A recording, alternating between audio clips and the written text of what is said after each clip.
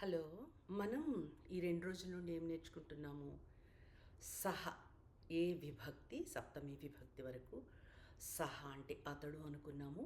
అతనిని, అతని చేత, అతని కొరకు, అతని యొక్క, అతని యందు అన్నది మనం విభక్తులు పరంగా మనం నేర్చుకున్నాము. అట్లాగే రామః గానీ, కృష్ణః గానీ, వృక్షః, సింహః, గజః వాటి గురించి కూడా నేర్చుకున్నాము.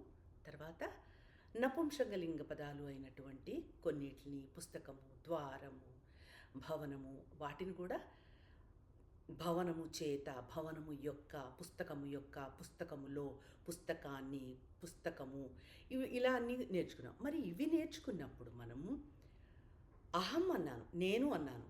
మరి నాతో, నా చేత, నా కొరకు, నా వలన, నాలోను, నా యొక్క అది నేర్చుకోలేదు. మనం ఈరోజు అహం ఏ విభక్తిలో ఏమొస్తుందో అన్నది నేర్చుకుందాం. అహం అంటే నేను అన్నాను కదా. అహం అంటే నేను. మరి నన్ను అనడానికి, నన్ను చూడు అనడానికి అహం పశ్య అనము కదా. అహం పశ్య అంటే నేను చూడు అని వస్తుంది కదా. నన్ను చూడు అనడానికి ద్వితీయ మాం. అక్కడ రామం అంటే రాముణ్ణి అన్నాం కదా. రామం అంటే రాముణ్ణి అన్నాం కదా. అట్లాగే అతన్ని అంటానికి తమ్మన్నాం కదా.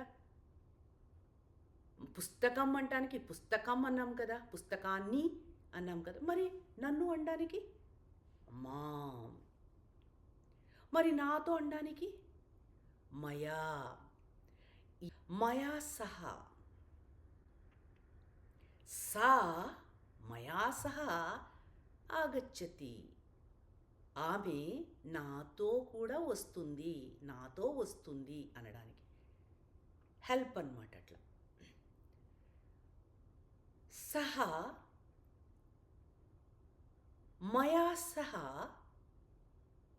భోజనం ఖాదతి. అతడు నాతో సహా అన్నం తింటున్నాడు. త్వం మయా సహ పాఠం పఠసి. మర్చిపోకూడదు. ఓకే. త్వం వచ్చినప్పుడు పఠసి, నయసి, గచ్చసి, పిబస్సి. అహం అన్నప్పుడు పిబామి, ఖాదామి, గచ్చామి, ఆగచ్చామి, తిష్టామి. నన్ను అనడానికి నన్ను చూడు, మాం పశ్య అనాలి. నన్ను చూడు. అయిపోయింది. ఇప్పుడు ద్వితీయ. మరి ద్వితీయ మయా అని చెప్పుకున్నాం. చతుర్థి మహ్యం నా కొరకు. మయా నాతో, నా చేత, మహ్యం నా కొరకు, నా గురించి, నా కోసము. అయిపోయింది. పంచమి మత్. మత్ నా నుంచి, మత్ నాకంటే, మత్ నా వల్ల, నాకంటే, నా యొక్క. నా యొక్కకేంటి మమ. మనం మమ చాలాసార్లు మాట్లాడుకున్నాం. మమ నామా అనుకున్నాం కదా. మమ. మరి నాలో, నా యందు అనడానికి మయి. మయి. మహ్యం.